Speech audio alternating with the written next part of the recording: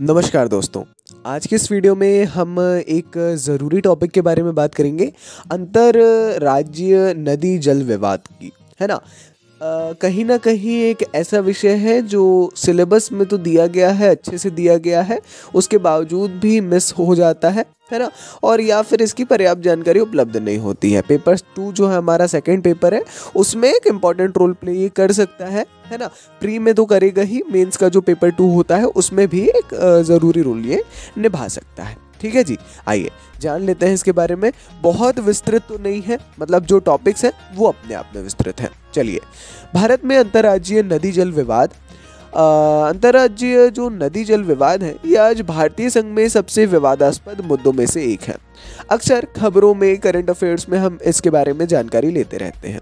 कृष्णा जल विवाद है, कावेरी जल विवाद है। मेनली कावेरी जल विवाद बहुत चर्चा में बना रहता है। सतलुज यमुना लिंक नहर का जो हालिया मामले हैं, ऐसे कुछ उदाहरण हमारे सामने अभी भी हैं। अब तक विभिन्न अंतर्राज्यीय जल विवाद न्यायाधिकरणों का गठन किया गया है, लेकिन उनकी अपनी समस्याएं थी। तो बहुत सारे जो तंत्र बनाए गए, बहुत सारे प्रयास किए गए, उसकी जानकारी इस वीडियो में है। अंतर्राज्यीय नदी जल विवाद, आपको ये वीडियो परिचयात्मक है ना।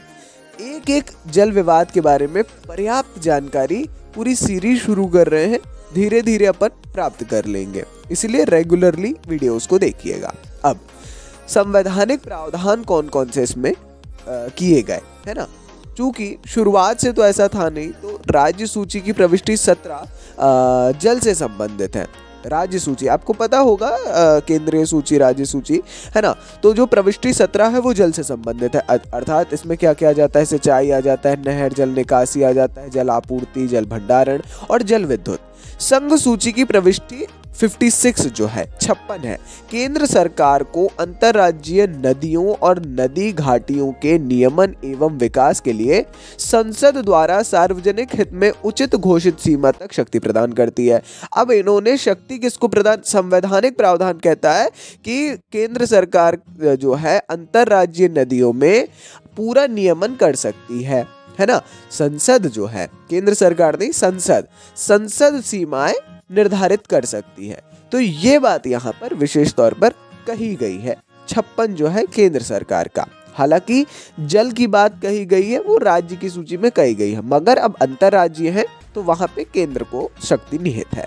देखिए, अनुच्छेद 262 के अनुसार जल संबंधी विवादों के मामले में संसद विधि द्वारा किसी अंतर्राज्यीय नदी या नदी घाटी के जल के उपयोग, वितरण या नियंत्रण के संबंध में किसी भी विवाद या शिकायत के न्याय निर्णयन के लिए प्रावधान कर सकती है। तो संसद को ये भी निहित है पावर, ठीक है। अब संसद विधि द्वारा ये प्रावधान कर सकती है कि न तो सर्वोच्च न्यायालय और न ही कोई अन्य न्यायालय उपरोक्त वर्णित किसी भी विवाद या शिकायत के संबंध में क्षेत्राधिकार का प्रयोग करेगा। बहुत बड़ी बात है, ज्यूरिसडिक्शन जो है उसका प्रयोग नहीं कर सकता है। कौन? किसी भी विवाद की स्थिति में एक प्रावधान कर सकता है संसद। तो बहुत बड़ा ये इस मुद्दे में संविधान में जो हमारा प्रावधान दिया गया है वो ये है ना। फिर जो है, जो भी प्रावधान संसद ने कर दिया तो कर दिया, फिर न्यायालय उसमें किसी भी प्रकार का, इवन सर्वोच्च न्यायालय भी किसी भी प्रकार से क्षेत्राधिकार का प्रयोग जो है वो नहीं कर सकता है। बढ़ते हैं आगे। अंतर्राज्यीय नदी जल विवाद समाधान के लिए तंत्र। अनुच्छेद 262 के अनुसार संसद ने निम्नलिखित को अधिनियमित किया है। नदी बोर्ड अधिनियम 1956।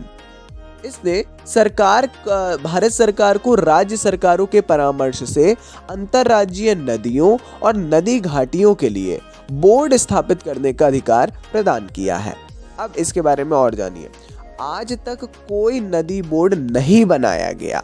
अंतर्राज्यीय जल विवाद अधिनियम 1956 यह है कि यदि कोई विशेष राज्य अथवा राज्यों का समूह अधिकरण के गठन के लिए केंद्र से संपर्क करते हैं तो केंद्र शासन जो है संबद्ध राज्यों के बीच परामर्श करके मामले को हल करने का प्रयास करना चाहिए, है ना। यदि ये काम नहीं करता है तो केंद्र सरकार इस न्यायाधिकरण का गठन कर सकती है, मतलब एक ट्रिब्यूनल का गठन किया जा सकता है ना। तो ओवरऑल जो है यहाँ पर यही बात की है कि बोर्ड स्थापित करने का भी अधिकार है और ट्रिब्यूनल बनाने का भी। मगर आज तक इतने विवाद हैं और बहुत भयंकर भयंकर स्थिति के विवाद जाते हैं, उसके बावजूद कोई विशेष बोर्ड का गठन नहीं हुआ, अधिकरणों में भी उतना ध्यान नहीं दिया जाता है ना। एक और है आयोग है सरकारिया आयोग। इसकी प्रमुख सिफारिशों को शामिल करने के लिए अंतर्राज्यीय जल विवाद अधिनियम 1956 को वर्ष 2002 में संशोधित किया गया और संशोधनों के बाद से जो है जल विवाद न्यायाधिकरण की स्थापना के लिए 1 वर्ष की समय सीमा और निर्णय देने के लिए 3 वर्ष की समय सीमा को अनिवार्य किया गया था। ये संशोधन किया गया था, है ना। तो ये संशोधन अधिनियम हो गया था 2002, है ना। तो एक छोटा संशोधन था, उसके बावजूद भी कोई विशेष असर जो है इन मुद्दों पर देखने को नहीं मिला, है ना। क्या संशोधन किया 2002 में?